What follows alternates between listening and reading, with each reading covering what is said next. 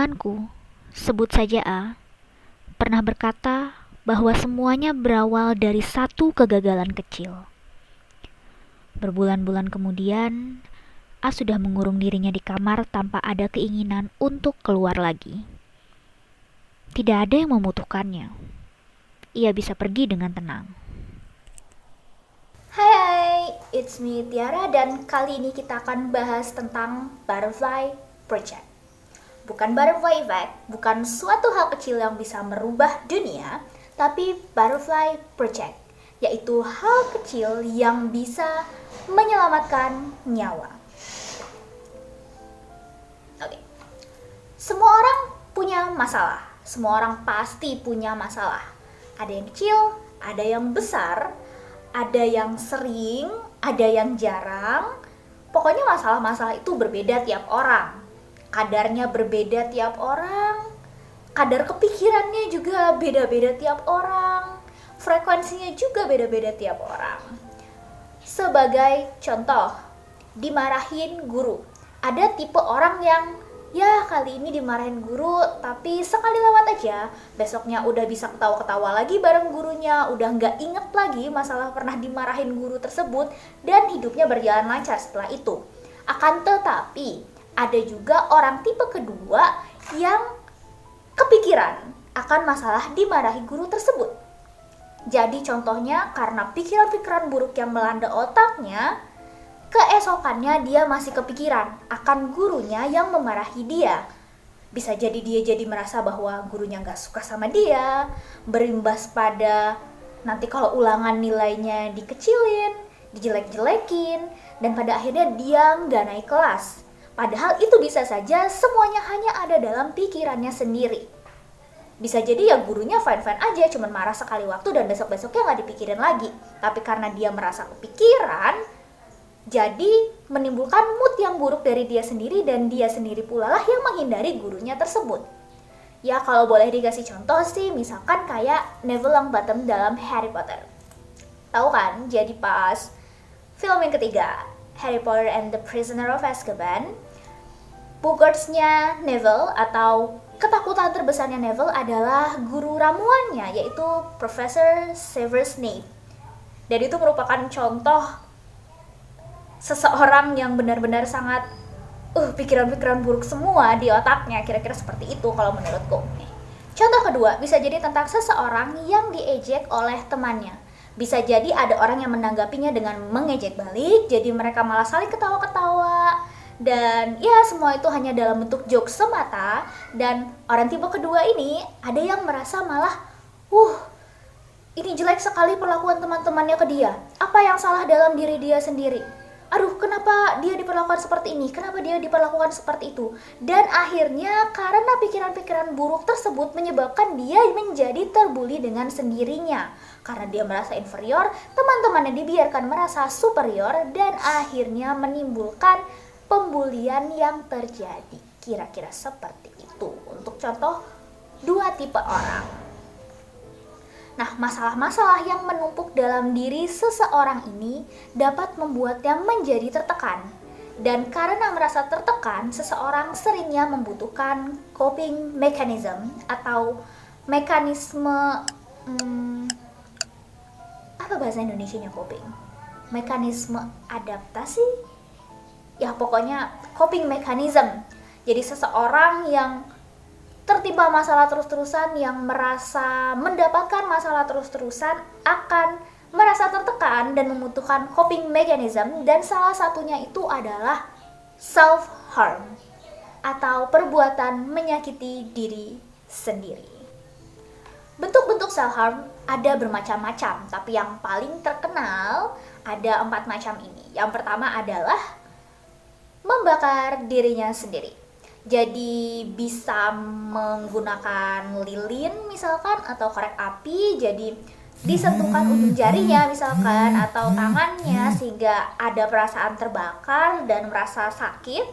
Yang kedua adalah membenturkan bagian tubuh ke benda-benda atau objek-objek yang keras, misalkan membenturkan kaki atau tangan ke kursi kayu atau ke lemari yang berat, sehingga menimbulkan lebam-lebam di sekujur tubuh.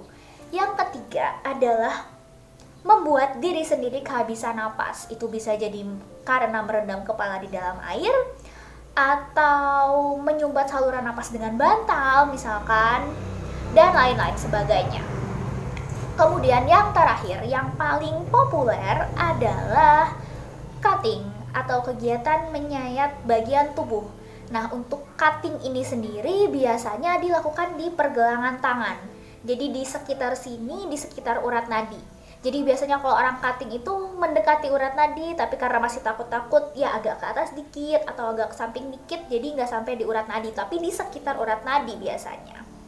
Nah, oleh karena banyaknya orang yang melakukan self-harm ini, seseorang bernama Julie Demick dari organisasi yang bernama Encompass memulai suatu proyek kemanusiaan dengan nama Butterfly Project Campaign di Leicestershire, England, Inggris.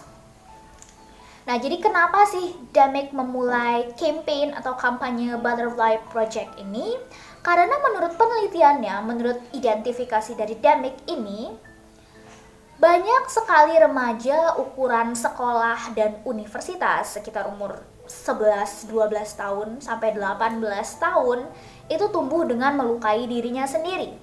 Sekitar lebih dari 24.000 remaja per tahunnya itu dibawa ke rumah sakit, harus dibawa ke rumah sakit malah karena perbuatan yang melukai dirinya sendiri, seperti poisoning, burning, cutting atau scratching, dan bahkan pulling their hair out, bahkan sampai menarik rambutnya sendiri. Sekitar 24.000, dan itu banyak banget ya, sekitar 24.000 per tahun yang bahkan harus sampai dibawa ke rumah sakit. Bayangkan berapa banyak yang tidak dibawa ke rumah sakit, entah itu karena masalah tidak terlalu fatal lukanya, atau karena mereka memang terasa tidak mau dibawa ke rumah sakit atau tidak perlu dibawa ke rumah sakit. Demick pernah berkata dalam suatu workshopnya, jadi Demick ini memang menyelenggarakan workshop rutin bagi remaja dan orang tua untuk anak usia remaja. Demick berkata bahwa stres itu ibarat sebuah balon. Jadi misalkan kalau kita analogikan dengan kehidupan sehari-hari, seseorang misalkan bertengkar dengan temannya di pagi hari. Kemudian itu dapat dianalogikan sebagai balon yang ditiup. Ada udara masuk ke dalam balon tersebut dan ada tekanan udara di dalam balon tersebut. Pada siang harinya, misalkan seseorang tersebut menelpon temannya, minta maaf dan berbaikan. Maka stres yang sudah ada di dalam kepalanya, yang sudah ada di dalam tubuhnya itu akan keluar. Begitu pula udara yang ada di dalam balon.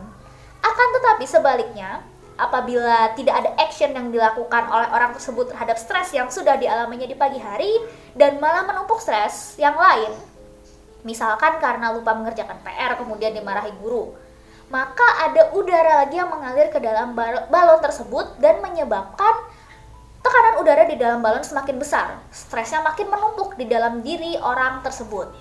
Nah, self-harm ini adalah cara orang-orang tersebut untuk menjaga agar balon ini tidak meletus. Jadi kan balon ini sudah dimasukin stres, dimasukin udara, makin lama makin banyak kan. Nah, kalau terus dimasukin udara, balon ini akan meletus. Tapi bagaimana caranya supaya balon ini tidak meletus? Nah, inilah yang dinamakan self-harm, suatu coping mechanism di mana mereka harus bertahan dalam kondisi yang super menyakitkan tersebut. Kemudian Demick berkata bahwa mereka, remaja-remaja ini, kewalahan akan dunia yang mereka hadapi. Lalu mereka mulai kehilangan self-esteem, mulai kehilangan rasa percaya diri, dan mereka merasa makin terisolasi, makin kesepian, makin sendirian rasanya. Dunia ini bisa jadi tempat yang sangat kejam untuk mereka, dan self-harm ini adalah cara untuk mereka bertahan di tengah tekanan yang sangat-sangat besar ini. Kemudian Demick juga menyatakan dalam salah satu hasil workshopnya bahwa anggapan bahwa self-harm itu adalah sebagai keinginan dari remaja-remaja ini untuk bunuh diri itu adalah salah. Karena sebenarnya self-harm ini justru adalah cara untuk menghindari bunuh diri. Jadi at least remaja-remaja ini merasa punya kontrol atas diri mereka sendiri tentang apa yang bisa mereka lakukan untuk dirinya sendiri, dan itu dilakukan untuk mencegah mereka bunuh diri. Jadi mereka bisa menyakiti dirinya sendiri tapi mereka tidak mau untuk mencabut nyawanya sendiri. Kira-kira seperti itu. Nah, balik lagi tentang apa sih Butterfly Project ini? Butterfly Project adalah suatu campaign atau kampanye sosial yang mengajak orang-orang untuk berhenti melakukan self-harm atau menyakiti diri sendiri. Butterfly Project juga berarti ajakan untuk orang-orang agar melawan keinginan untuk self-harm atau menyakiti dirinya sendiri. Adapun beberapa step-step yang harus dilakukan untuk Butterfly Project ini ada 5. Yang pertama adalah menggambar kupu-kupu di pergelangan tangan. Jadi di sekitar sini, di sekitar urat nadi, digambar kupu-kupu. Kecil-kecil aja, mungkin di setiap urat satu, di sekitarnya juga satu. Bisa menggunakan pena atau menggunakan spidol. Warna-warni itu juga lebih bagus karena kupu-kupu kan warna-warni ya, indah. Step yang kedua adalah memberi nama untuk setiap kupu-kupu tersebut dengan nama-nama orang yang mereka sayangi. Jadi misalkan bisa orang tua, bisa teman, bisa keluarga yang lain, bisa sahabat, pokoknya orang-orang yang dicintai atau disayangi. Yang ketiga, setiap ada keinginan untuk cutting atau menyayat, anggaplah bahwa hal tersebut adalah kegiatan untuk melukai kupu-kupu yang telah diberi nama di sini. Jadi setiap mau menyayat kupu-kupunya itu berarti menyakiti orang-orang tersebut. Dengan anggapan itulah, dari psikologisnya dianggap bahwa mereka ada keinginan tersendiri untuk melawan keinginan untuk cutting ini. Yang keempat adalah untuk membiarkan kupu-kupunya ada di pergelangan tangan sini. Jadi jangan dihapus, biarkan kupu-kupu tersebut tetap ada di sana sampai menghilang atau terhapus dengan sendirinya. Dan yang terakhir, yang kelima adalah ketika kupu-kupu tersebut sudah menghilang. Jadi bekas pena atau bekas spidolnya sudah menghilang dari sini.